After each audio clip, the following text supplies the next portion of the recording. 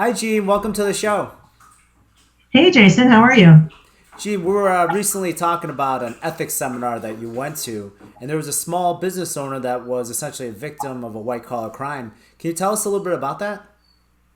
The scenario was the small business owner actually had been um, had had fraud happen in his business, and that was resolved, and then hired somebody, hired a friend, hired the daughter of a friend to come in and be the accounting clerk or bookkeeper in the business, thinking that I'm hiring somebody that's their arm's length away. They're trustworthy. Well, this person actually committed fraud again. Oh, So no. this poor business owner was subject to this twice. And the second time around, she was writing checks, writing checks to herself, and he was signing the checks, but not looking at the documentation when he was signing them. And again, placing a lot of trust in this person that he felt was trustworthy. And it was interesting because I don't recall about the dollar amount, but it was probably like hundreds of thousands of dollars. But Ooh. things like this, when it hits a small business, I mean, this is detrimental. It doesn't Yeah, take much to be, a big hit for this business. right. And of course, they discovered it. I think she was away, and they discovered it because all of a sudden vendors are asking for, why didn't you pay my bill? And she was writing the checks to herself, but recording it as if it was being paid to the vendor. Oh, I see. How long was this going on for? I think it went on for almost a year before it Oh, was wow. caught. Well, Yeah. that's tremendous. Yeah, Yeah. and we see that a lot, right? Because we see where a place lacks the controls, and they end up having the bookkeeper who's in charge of the books, who are also the check has the power to write checks. And this situation is a little different because the owner was actually signing the checks and still kind of ran into that problem.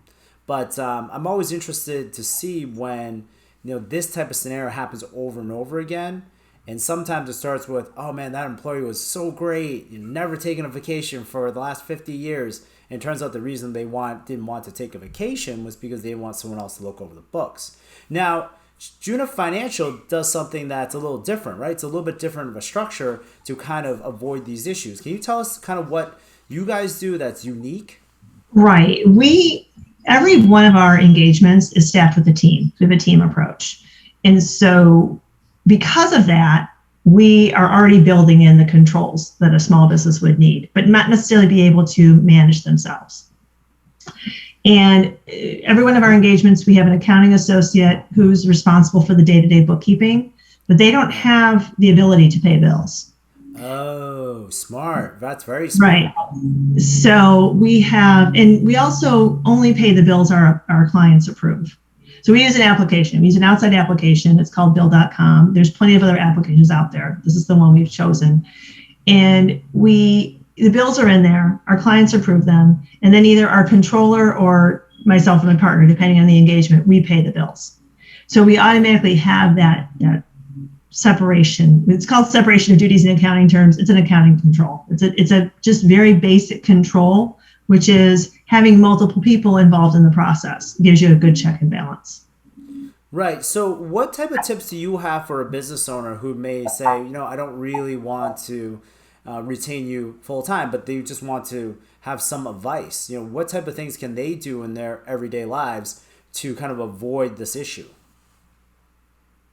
Well, one of the things is when you're hiring a bookkeeper, you've got to think about that role and not necessarily the person in the role. Yeah, the person could be super trustworthy, right? Right. But the important thing is, and it's not just setting up a way to do things, a procedure that might be like to prevent them from doing something. I always look at it from the standpoint is you're protecting that person.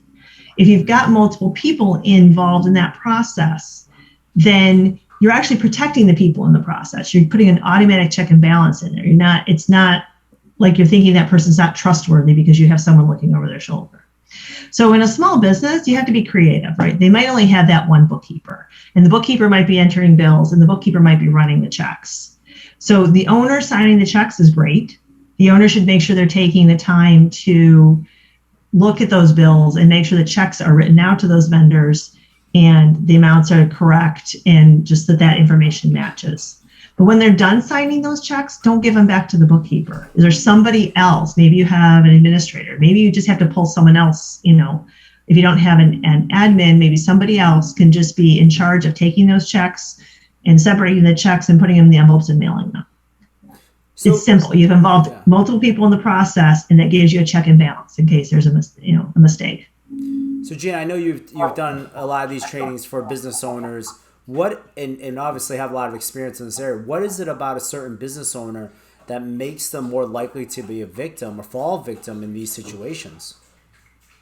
Wow, that's hard. I think we're all, as business owners, you like your employees, right? You hire people you like, you trust them, and they're helpful, right? They're helpful. They're doing their job. They're doing a great job. And you're like, wow, this is great. This is off my plate.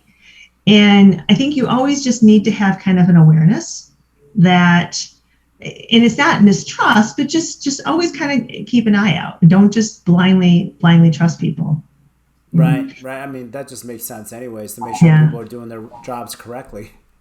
Right. Yeah. Something else business owners can do, and this is, I think people hate to do this, but you might have that bookkeeper also reconciling the bank statement at the end of the month. Right. Look at that bank reconciliation. Look at that bank statement. Right. Take 5 minutes to look at it. Often now as checks being scanned, you can see copies of the checks that were on the statement. You can look to see were these written to who they should be written to. Right. That's a great tip. Now, Gene, that's kind of the worst case scenario when you find out that there's some type of fraud going on. But that's not what you do in your day job. Can you explain a little bit about the services that you provide and when people should be calling you? So we always say to look at Juna as a big company's accounting and finance department, but scaled to the size of the company. Because these small business owners who are maybe they're startups that are getting ready for like that next level of service, that is a great time to look at the skills of Juna, because we have, as I said, we have a team approach. We have highly skilled people. We understand more complicated accounting. We can talk to your outside accountants and your tax providers. But you're still at a level that you don't want to hire a big department, right? But you still need the skill sets. And I think that's really the thing to think about, is that we're giving you the different skill levels you need at the level that you need them. And we can grow with the business as it grows. Right. And Oh, go ahead. No problem at all.